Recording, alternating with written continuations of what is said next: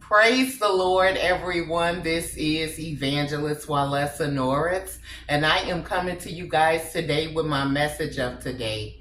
And my message of today is keeping the peace. Now, we do know we have to learn to keep the peace or keep our mouth silent, right, in certain situations that God is not calling us to speak out about, right? If we prayed about it, if we had conversations about it to certain people or in certain environments and it's not changing, right, we have to give it over to God and learn to keep the peace.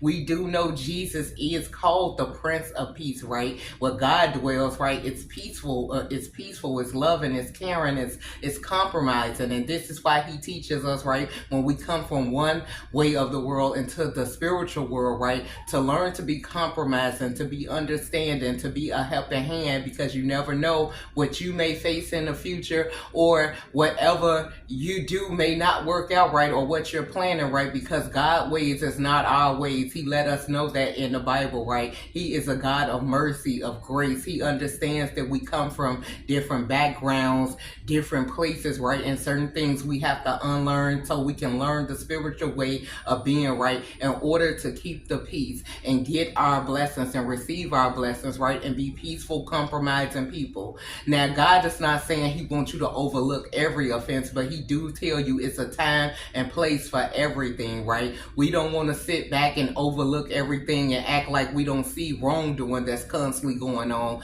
Once we step up and speak out about it in a peaceful way, a way that can be compromising to both parties, right? We know we're not going to agree with everybody. We're not going to get along with everybody. We're not going to see life the way everybody sees it, right? But we don't wish harm on nobody, right? If we see that things are wrong or it can be done a better way and we give our opinion and they're not trying to hear, right, we give it over to God and we keep our peace. Now, one way of seeing this thing, right, I see this with Lot and Abraham, right? Now, Abraham had grew close to God because God is the one that called Abraham to leave his town, his country, the place that he had known everybody else, right, to go to a place that's unknown.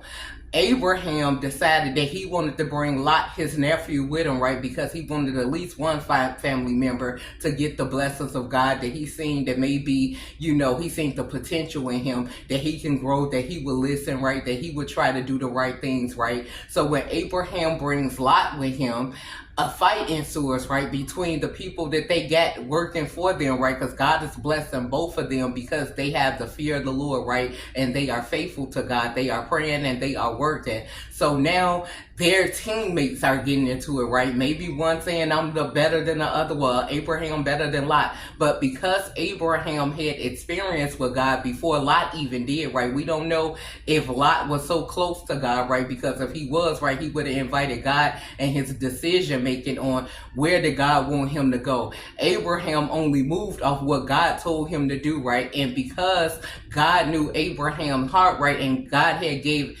Abraham experience with him, right, Abraham knew to keep the peace, right? We don't have to quarrel. We see that there is no getting along without me, right? It's constantly fights going on. So I'm a compromise. Wherever you want to go, me and my people will go the other way. It's no fight. I still love you, right? I just want to keep the peace between us. And if we have to break apart, right, I don't wish you no harm. I wish you well. I'm going to keep praying for you. You choose first. Now, Abraham even let him choose the place he want to go to first, right? Lot look at Sodom and Gomorrah, right, because it's looking like Las Vegas, right? Very beautiful place, a place to stay. He's seeing the lights, the glitz, and the glam, but God's spirit was not there, right? A lot of people were doing the wrong thing toward God, and they didn't care about spiritual living, right? Being a nice person, a peaceful person. So Lot looking at the outer appearance, right?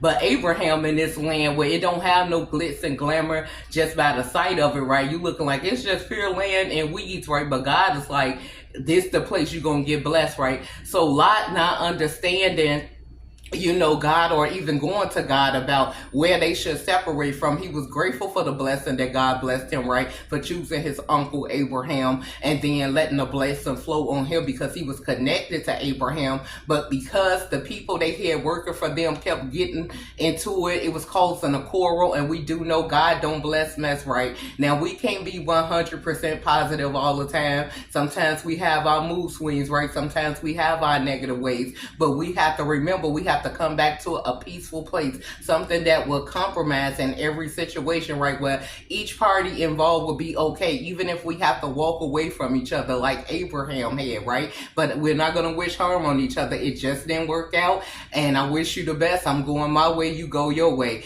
This is what Abraham had in mind, right? And he was just like, I'm going to keep the peace. Lot like, okay, yeah, you gave me the first run, so I'm going here. Me and my people going here. We going to live lavish. That's what he thought, right? He didn't include God in his plans. He just looked at the outer appearance, looking at it like it's so beautiful, and these people was terrible. We do know that they even tried to rape the angels that came to save Lot on behalf of Abraham, praying for Lot, right? When he left and said, God, please save my nephew. He didn't know no better, right? He just looking at the place. He didn't know what those people was doing. So by Abraham prayers, right? Because God was getting ready to destroy Sodom and Gomorrah because these people had no fear of the Lord. They didn't care what they did to people, right? But Abraham prayer, we do know the prayer of the righteous availeth much, right? So Abraham praying for his nephew, knowing that he's struggling in his faith walk. He want to do the right thing. He like lavish, nice things, but he didn't have the gift of discernment or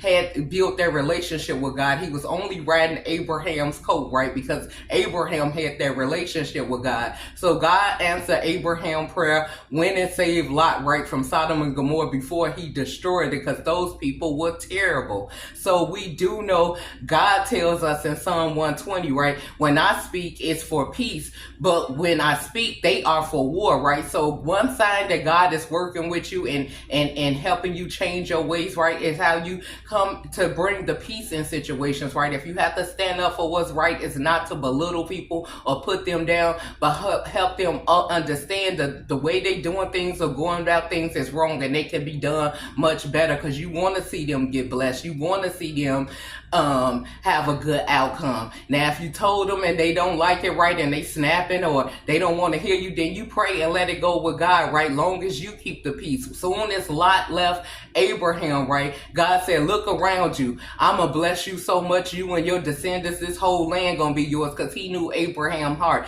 Abraham did not have a wicked heart, right? He still wished well for his nephew, even though they had to separate, right? He wanted his nephew to have the best time of his life, if that's what he thought. But Abraham knew, I have to invite God in my life to see which way I want to go, which Lot didn't have that experience, right? He was just all about what he see with the eye. Abraham was walking in the spiritual world. So when we get into our spiritual knowledge, right, we know that our God is a God of peace, of love, of compromise. It's time we have to stand up, right, when things are going super wrong, right? But once we stand up and the people are constantly doing wrong, constantly act like they don't care and overlook us, we're going to pray right, because God is going to intervene. Long as God check your heart and know that you were for peace and you tried to bring an outcome that will satisfy both people, right? Even if you have to walk away and separate, right? But you're not wishing harm on different people. That's how you keep your blessings, and that's how people would know that God is with you, right? You like peaceful outcomes, peaceful environments. You come to bring the peace, to compromise, to show the love of God to other people, whether they accept it or not. And you know, if they're not accepting it, you have to remove yourself in order to keep your peace. So that is my message of today, learning to keep the peace. God bless.